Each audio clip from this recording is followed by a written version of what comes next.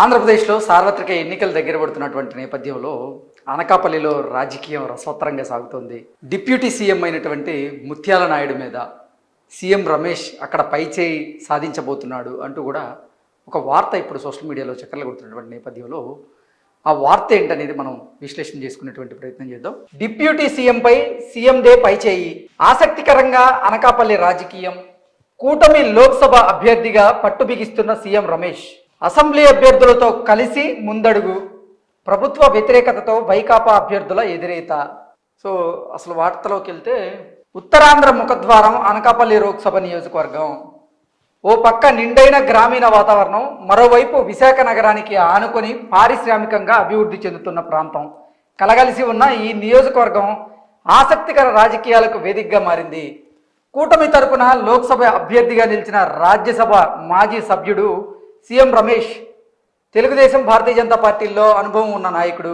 అలాగే deputy CM Budi ముత్యాల నాయుడు వైకాపా నుంచి పోటీ పడుతున్నాడు. గట్టి పోటీగా మారుతుందని భావించిన తాజా రాజకీయ సమీకరణాలు, అభ్యర్థుల బలాబలాలు, ప్రయత్నాలు, పోటీ తీరు గమనిస్తే ఈ నియోజకవర్గంలో సీఎం రమేష్ పట్టు బిగిస్తున్నట్లు కనిపిస్తోంది. పోటీకి దిగిన కొద్ది రోజుల్లోనే ఆయన నియోజకవర్గంపై పూర్తి స్థాయిలో అవగాహన ఏర్పరచుకొని పావులు కదుపుతున్నారు. ఒకానొక దశలో వైకాపా తమ అభ్యర్థి ముత్యాల నాయుడిని మార్చే ఆస్కారము ఉందన్న ప్రచారం జరిగింది. రమేష్ పట్టు బిగించడానికి ఇదొక దృష్టాంతం. ఆయన ముందు నుంచి వ్యూహాత్మకంగా ఈ స్థానాన్ని ఎన్నుకొని ఇక్కడ అభ్యర్థిత్వం దక్కించుకున్నారు. ఈ నియోజకవర్గంలోని 7 శాసనసభ స్థానాల్లో కూటమి అభ్యర్థుల గెలుపులోనూ రమేష్ కీలక పాత్ర పోషిస్తున్నారు. ఒకరికి ఒకరు బలమవుతున్నారు. సో ఓవరాల్గా చూసుకున్నట్లయితే అసలు సీఎం రమేష్ గారిది అనకాపల్లి ప్రాంతమే కాదు, ఆయన అక్కడ నాన్ లోకల్ అయినప్పటికీ కూడా ఆయన ముందు నుంచి చాలా వ్యూహాత్మకంగా నాకు అనకాపల్లి లోక్సభ స్థానమే కావాలి అంటూ పట్టుబట్టి మరి అది సాధించుకున్నారు. అది సాధించుకోవడమే కాకుండా అంటే భారతీయ జనతా పార్టీ, తెలుగుదేశం, జనసేన పొత్తులో భాగంగా కూటమి అభ్యర్థిగా ఈయన అనకాపల్లి పార్లమెంటు స్థానం నుంచి బరిలో దిగబోతున్నటువంటి నేపథ్యంలో ఆ పార్లమెంటు స్థానంలో ఉన్నటువంటి 7 అసెంబ్లీ నియోజకవర్గాలకు చెందినటువంటి అభ్యర్థులు ఎవరైతే ఉన్నారో వాళ్ళందరితో ఆయన మమేకం అవుతూ ముందుకు సాగుతూ ఉన్నారు. అది ఆయనకి ప్లస్గా మారే అవకాశం ఉందని, దానికి తోడు లోకల్గా ముత్యాల నాయుడు మీద కొంచెం వ్యతిరేకత ఉన్న నేపథ్యంలో అది కూడా సీఎం రమేష్కి అక్కడ పాజిటివ్గా మారే అవకాశం ఉంది అనేటువంటి సంకేతాలు అయితే బలంగా వినపడుతూ ఉన్నాయి. దానికి తోడు అసలు ఆంధ్రప్రదేశ్లో జగన్మోహన్ రెడ్డి ప్రభుత్వం మీద, జగన్మోహన్ రెడ్డి పాలన మీద తీవ్ర స్థాయిలో వ్యతిరేకత ఉన్నటువంటి నేపథ్యంలో అది కూడా సీఎం రమేష్కి ఇప్పుడు అనకాపల్లి పార్లమెంటు స్థానంలో కలిసి వచ్చే అంశంగా కనపడుతుందంటూ కూడా రాజకీయ నాయకులు, రాజకీయ విశ్లేషకులు వారిదైన శైలిలో విశ్లేషణ అయితే అందిస్తూ ఉన్నారు. బూడి నెగ్గుకు రాగలరా? మాడుగుల ఎమ్మెల్యేగా గెలుపొంది వైకాపా ప్రభుత్వంలో డిప్యూటీ సీఎంగా ఉన్న బూడి ముత్యాల నాయుడిని ఆ పార్టీ అనకాపల్లి లోక్సభ అభ్యర్థిగా ప్రకటించింది. ఆయన విద్యార్హతలు, గ్రామీణ నేపథ్యంతో ఢిల్లీలో లోక్సభలో ఎంతవరకు నెగ్గుకు రాగలరనే చర్చ ప్రజల్లో ఉంది. ఎప్పటి నుంచో రాజ్యసభ సభ్యుడిగా ఉండి ఢిల్లీలో లాబియింగ్ చేసే సత్తా ఉన్న నాయకుడు సీఎం రమేష్. నియోజకవర్గానికి రావడాన్ని అనకాపల్లి ప్రజలు ఆహ్వానిస్తున్నారు. భారతీయ జనతా పార్టీ అభ్యర్థి కావడంతో కేంద్రంతో సంప్రదించి నియోజకవర్గ అభివృద్ధికి బాటలు వేస్తారనే విశ్వాసం ఆయనకు సానుకూలంగా మారింది. అభ్యర్థిగా ప్రకటించిన తర్వాత కొద్ది రోజుల్లోనే రమేష్ వ్యూహాత్మకంగా అడుగులు వేశారు. ఆయన కుటుంబ సభ్యులంతా అనకాపల్లిలో ఇల్లు తీసుకుని నియోజకవర్గ రాజకీయ పరిస్థితులను చక్కదిద్దుతున్నారు. భారతీయ జనతా పార్టీ స్థానిక నాయకుల సహకారం తీసుకుంటున్నారు. ఒక్కొక్కరు ఒక్కొక్క శాసనసభ స్థానం బాధ్యతలు తీసుకొని అక్కడి నుంచి అక్కడ అన్ని పార్టీల నేతలతో సమన్వయం చేస్తున్నారు. 3-4 సంస్థలతో సర్వేలు చేయిస్తూ ప్రజాభిప్రాయం, రాజకీయ సమీకరణాలపై సమాచారం సేకరిస్తూ తదనుగుణంగా శాసనసభ నియోజకవర్గ అభ్యర్థుల పరంగాను సమన్వయం చేసుకుంటున్నారు. ఏ నియోజకవర్గంలో ఇబ్బంది ఉందో గమనిస్తూ అక్కడ రమేష్ బృందం వాలిపోతూ ఉంది. ఇక్కడ కమలం గుర్తును ప్రజల్లోకి తీసుకువెళ్లడం కొంత సవాలుగా ఉండడంతో భారతీయ జనతా పార్టీ అనుబంధ సంస్థలతో కలిసి ఈ విషయంలో ప్రత్యేకంగా కృషి చేస్తున్నారు. వైకాపా అభ్యర్థి ముత్యాల నాయుడికి జగన్ ప్రభుత్వం వ్యతిరేకత ప్రధాన ప్రతికూల అంశం. శాసనసభ నియోజకవర్గాలన్నింటిలోనూ అధికార వైకాపా నాయకుల అరాచకాలు ఆయనకు ప్రతికూలంగాను, కూటమికి అనుకూలంగాను మారుతున్నాయి. ఈ లోక్సభ నియోజకవర్గ పరిధిలో పాయకరావుపేట, నర్సీపట్నం, చోడవరం, మాడుగుల నియోజకవర్గాల్లో తెలుగుదేశం పార్టీ, అనకాపల్లి, యలమంచిలి, పెందుర్తి నియోజకవర్గాల్లో జనసేన బరిలో నిలిచాయి. ప్రస్తుత ఎమ్మెల్యే వైకాపా అభ్యర్థి కర్ణం ధర్మశ్రీ ఈ ఎన్నికల్లో ఆపసోపాలు పడుతూ ఉన్నారు. మాటకారితనంతో ప్రజలను ఆకట్టుకునే ప్రయత్నం చేస్తున్న నియోజకవర్గంలో ఏ సమస్యలు పరిష్కరించకపోవడం ఆయనకు ప్రతికూలంగా మారింది. భీమిలి నర్సీపట్నం రోడ్డు సింహభాగం చోడవరం నియోజకవర్గం మీదుగా వెళ్తుంది. నేషనల్ డెవలప్మెంట్ బ్యాంకు నిధులతో చేపట్టిన ఈ పనులు ముందుకు సాగలేదు. ఈ రోడ్డు అధ్వానంగా ఉండడం, నియోజకవర్గంలో వైకాపా పెద్దల అక్రమాలు ధర్మశ్రీకి వ్యతిరేకతను పెంచుతున్నాయి. నియోజకవర్గంలో వైకాపా నాయకుల మధ్య విభేదాలను సర్దిపుచ్చడానికే ఈయన సమయం సరిపోతుంది. తెలుగుదేశం నుంచి ఇప్పటికే 2 సార్లు ఎమ్మెల్యేగా వ్యవహరించిన రాజు మళ్లీ బరిలో నిలిచారు. స్థానిక ఎమ్మెల్యేపై ఉన్న వ్యతిరేకత, ప్రభుత్వ వ్యతిరేకత ఆయనకు కలిసొచ్చేలా ఉంది. అంతర్గతంగా ఉన్న ఇబ్బందులను సర్దుబాటు చేసుకొని సమిష్టిగా ఎన్నికల బరిలో పోరాడుతుండడం విజయావకాశాలకు మెరుగుపరుస్తోంది అంటూ ఇటు రాజుగారి గురించి, కర్ణం ధర్మశ్రీ గురించి వాళ్ళకు ఉన్నటువంటి బలాబలాలు ఏంటనేది చెప్పడం జరిగింది. అలాగే దూసుకుపోతున్న అనిత నియోజకవర్గం పాయకరావుపేటలో కూటమి అభ్యర్థిగా వంగలపూడి అనిత దూసుకు వెళ్తున్నారు. కంబాల జోగులేమో వెనకబడ్డారు అన్నట్లుగా ఈ వార్తా సారాంశాన్ని మనం గమనించవచ్చు. తెలుగు మహిళా రాష్ట్ర అధ్యక్షురాలు వంగలపూడి అనిత కూటమి అభ్యర్థిగా తన వాక్చాతుర్యంతో నియోజకవర్గంలో దూసుకుపోతున్నారు. క్యాడర్ అంతా కలిసి వచ్చారు. ప్రభుత్వ వైఫల్యాన్ని, స్థానిక సమస్యలను ప్రజల్లోకి తీసుకువెళ్తున్నారు. ఆమె ఎమ్మెల్యేగా ఉన్న సమయంలో చేసిన అభివృద్ధి పనులు కలిసొచ్చే అంశంగా ఉన్నాయి. అదే సమయంలో వైకాపా అభ్యర్థి కంబాల జోగులు నియోజకవర్గానికి కొత్త కావడంతో ఇంకా సర్దుబాటు చేసుకోలేకపోతున్నారు. పార్టీ క్యాడర్ మధ్య సమన్వయం లేదు. అవన్నీ సరిదిద్దే నాయకుడు లేకపోవడం వైఎస్ఆర్సీపీకి ప్రతికూలంగా మారే అవకాశం ఉంది. నియోజకవర్గంలో ప్రధాన సమస్యల పరిష్కారం కాలేదు. కోటగురట్ల మండలంలో వంతెన నిర్మాణం పూర్తి కాలేదు. వారాహ నదిపై తెలుగుదేశం పార్టీ ప్రభుత్వ హయాంలోనూ వంతెన నిర్మించిన వైకాపా ప్రభుత్వం 50 లక్షలతో అప్రోచ్ రోడ్డు వేయకపోవడం విమర్శల పాలవుతోంది. తాండవ, ఏటికొప్పాక చక్కెర కర్మాగారాలు మూతపడి కార్మికులు రోడ్డును పడగా బకాయిలు అందక చెరుకు రైతులు నష్టపోయారు.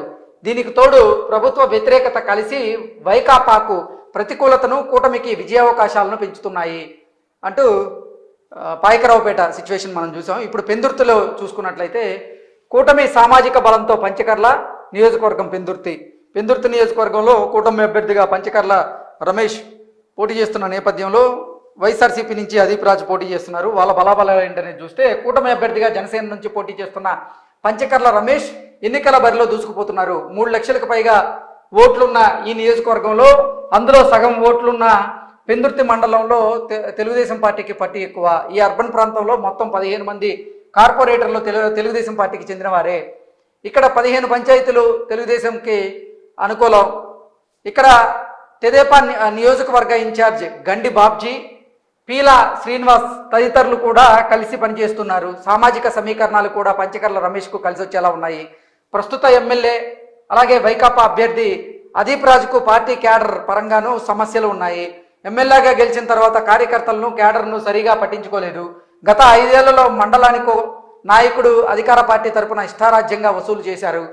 ఇక్కడి పంచగ్రామాల భూ సమస్య పరిష్కారం కాలేదు. పరవాడ ఫార్మా కాలుష్యం వల్ల తాడి గ్రామం తరలింపు వ్యవహారము మూలన పడింది. ఇవన్నీ వైకాపా అభ్యర్థికి తీవ్ర ప్రతిబంధకాలుగా మారబోతున్నాయి అంటూ పెందుర్తి నియోజకవర్గంలో కూడా వైఎస్ఆర్సీపీ వెనకబడే అవకాశం ఉందంటూ ఈ వార్త సారాంశంగా చూడొచ్చు.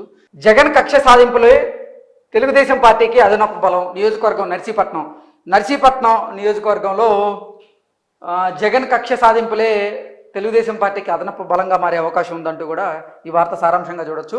ఇక్కడ అభ్యర్థులు చూసుకున్నట్లయితే కూటమి అభ్యర్థిగా అయ్యన్న పాత్ర ఉన్నారు. అలాగే వైసీపీ నుంచి ఉమాశంకర్ గణేష్, ఈయన డైరెక్టర్ పూరి జగన్నాథ్ అన్న. కూటమి నుంచి తెలుగుదేశం అభ్యర్థిగా మాజీ మంత్రి, సీనియర్ నేత చిత్తకాయల అయ్యన్న పాత్రుడు పోటీ పడుతున్నారు. చివరిసారి అవకాశం ఇవ్వాలని కోరుతున్నారు. వైకాపా ప్రభుత్వం ఆయనపై పెట్టిన కేసులు, ఇబ్బంది పెట్టిన ఘటనలు రాష్ట్ర వ్యాప్తంగా సంచలనమయ్యాయి. జగన్ను నేరుగా విమర్శించడంతో ఆయనపై ప్రభుత్వం ఇలా కక్ష సాధించిందని మెజారిటీ ప్రజానీకం భావిస్తోంది. ఇది అయ్యన్న పాత్రుడికి ఎన్నికల్లో కలిసి రానుంది. వైకాపా నుంచి మళ్లీ బరిలో నిలిచిన ఎమ్మెల్యే పెట్ల ఉమాశంకర్ గణేష్కు పరిస్థితి ఆశాజనకంగా లేదు. పార్టీ వ్యతిరేకత, చెప్పుకోదగ్గ అభివృద్ధి పనులు చేయకపోవడం, పాత తరం నాయకులను ఆకట్టుకోలేకపోవడం, సీనియర్ నేతలను పూర్తిగా వెంట నిలుపుకోలేకపోవడం ఈయనకు ప్రతిబంధకాలుగా మారాయి. 2 జిల్లాల్లో 77 గ్రామాలకు లబ్ధి కలిగించే తాండవ ఏలేరు అనుసంధానం ప్రాజెక్టుకు పాలనామోదం వచ్చినా పనులు ప్రారంభం కాలేదు. నర్సీపట్నం పట్టణంలో ప్రధాన రహదారి విస్తరణ పనులు పూర్తిగా కాలేదు. నర్సీపట్నం మంచినీటి పథకం నిర్మాణాన్ని మధ్యలోనే ఆపివేశారు. ప్రజలకు నచ్చలేదు. అయ్యన్న పాత్రుడే తెలుగుదేశం ద్వితీయ శ్రేణి నాయకులను మరింత సమన్వయం చేసుకోవాల్సి ఉంది. కొన్ని మండలాల్లో వైకాపా నుంచి తెలుగుదేశంలోకి చేరికలు పెరిగాయి. అయ్యన్న పాత్రుడు ఎమ్మెల్యేగా ఉన్న సమయంలో జరిగిన అభివృద్ధి పనులు అయ్యన్న పాత్రుడికి కలిసి వచ్చే అవకాశం ఉంది అన్నట్లుగా చెప్తూ ఉన్నారు. నెక్స్ట్ నియోజకవర్గం అనకాపల్లి, కొనతాల వ్యక్తిత్వం అదనపు బలం అంటూ అనకాపల్లి నియోజకవర్గంలో కూడా కొనతాల రామకృష్ణ గారికి ఆయన వ్యక్తిత్వం ప్లస్గా మారే అవకాశం ఉందని, అక్కడ భరత్ కుమార్ కొనతాల రామకృష్ణకి అంతగా పోటీని ఇవ్వలేడు. ఈ నియోజకవర్గంలో కూడా జగన్మోహన్ రెడ్డి మీద ఉన్న వ్యతిరేకత కొనతాల రామకృష్ణకి పాజిటివ్గా మారే అవకాశం ఉందని, అక్కడ ఓట్లు కూడా అంటే భారతీయ జనతా పార్టీ, జనసేన అలాగే టీడీపీకి సంబంధించినటువంటి క్యాడర్ అక్కడ బలంగా ఉంది కాబట్టి వారు ఈ స్థానాన్ని ఖచ్చితంగా కైవసం చేసుకోగలరంటూ కూడా వార్త సారాంశంగా చూడొచ్చు. నెక్స్ట్ అందిపుచ్చుకుంటే విజయ్ కుమారే నియోజకవర్గం యలమంచిలి నియోజకవర్గం నుంచి కూటమి అభ్యర్థిగా విజయ్ కుమార్ బరిలో దిగబోతున్నారు. అలాగే వైఎస్ఆర్సీపీ అభ్యర్థిగా రమణమూర్తి రాజు ఆయన బరిలో దిగబోతున్నారు. తెలుగుదేశం జనసేన మద్దతుతో జనసేన నుంచి సుందరపు విజయ్ కుమార్ ఎన్నికల బరిలో నిలిచారు. పాత ఓట్ల చరిత్ర పరిశీలిస్తే ఈ కలయిక విజయంలో కీలక పాత్ర పోషించేలా ఉంది. వైకాపా నుంచి ప్రస్తుత ఎమ్మెల్యే ఉప్పలపాటి రమణమూర్తి రాజు కన్నబాబు తిరిగి పోటీ చేస్తున్నారు. అక్కడ అధికార పార్టీలోని లుకలుకలతో కొందరు నాయకులు సహకరించడం లేదు. సో జగన్మోహన్ రెడ్డి మీద ఉన్నటువంటి వ్యతిరేకత, అలాగే అధికార పార్టీలో అక్కడ కొన్ని లుకలుకలు ఉండడంతో అది ఇక్కడ ఈ నియోజకవర్గంలో విజయ్ కుమార్కి గెలిచే అవకాశం ఉన్నట్లుగా ఈ వార్త సారాంశాన్ని మనం తీసుకోవచ్చు. మాడుగుల నియోజకవర్గం నుంచి ఈసారి హోరాహోరీ నుంచి తెలుగుదేశం బలం దిశగా మారబోతోంది అంటూ కూడా ఈ వార్త సారాంశంగా తీసుకోవచ్చు. ఇక్కడ కూటమి అభ్యర్థిగా బండారు సత్యనారాయణమూర్తి ఆయన రంగంలో దిగుతుంటే, వైఎస్ఆర్సీపీ నుంచి అనురాధ రంగంలో దిగుతున్నారు. ఇక్కడ పరిస్థితి చూసుకున్నట్లయితే ఉప ముఖ్యమంత్రి సిట్టింగ్ ఎమ్మెల్యే బూడి ముత్యాల నాయుడు లోక్సభ బరిలో నిలవడంతో ఆయన కుమార్తె అనురాధ ఇక్కడ వైకాపా అభ్యర్థిగా బరిలోకి దిగారు. ముత్యాల నాయుడిని ఎంపీ అభ్యర్థిగా పంపడంతో మాడుగుల అసెంబ్లీ సీటును పలువురు నేతలు ఆశించారు. ఆయన కుమార్తెకే అవకాశం ఇవ్వడంపై ఆశావాహుల్లో అసంతృప్తి ఉంది. అనురాధకు రాజకీయ అనుభవం లేకపోవడం, పార్టీ క్యాడర్ పూర్తిగా కలిసి రాకపోవడం, ముత్యాల నాయుడికి కుమారుడు రవికుమార్ స్వతంత్ర అభ్యర్థి బరిలో నిలవడం వైకాపాకు ప్రతిబంధకాలుగా మారాయి. సో ఓవరాల్గా చూసుకున్నట్లయితే మాడుగుల అసెంబ్లీ నియోజకవర్గంలో కూడా కూటమి అభ్యర్థికే బలం ఎక్కువగా ఉన్నట్లుగా, అక్కడ బూడి ముత్యాల నాయుడు కుమార్తె అనురాధ బరిలో దిగుతున్నటువంటి నేపథ్యంలో ఆవిడకి అసలు అంత రాజకీయ అనుభవం లేదు అంటూ కూడా ఆ సీట్ను ఆశించినటువంటి కొంతమంది వైకాపా నేతలు కూడా ఆవిడకి సహకరించబోరు అన్నట్లుగా ఈ వార్త సారాంశాన్ని అయితే మనం చూడొచ్చు. ఓవరాల్గా చూసుకున్నట్లయితే అనకాపల్లి పార్లమెంటు స్థానంలో ఓవరాల్గా ఉన్నటువంటి 7 అసెంబ్లీ నియోజకవర్గాల్లో 7 కూడా టీడీపీయే అత్యధిక స్థానాల్లో గెలిచే అవకాశం ఉంది. సో దాని ద్వారా ఈ లోక్సభ కూటమి అభ్యర్థిగా ఉన్నటువంటి సీఎం రమేష్ అక్కడ గెలిచే అవకాశం ఎక్కువగా ఉంది అంటూ కూడా ఈ వార్త సారాంశాన్ని మనం గ్రహించవచ్చు. Thank you so much.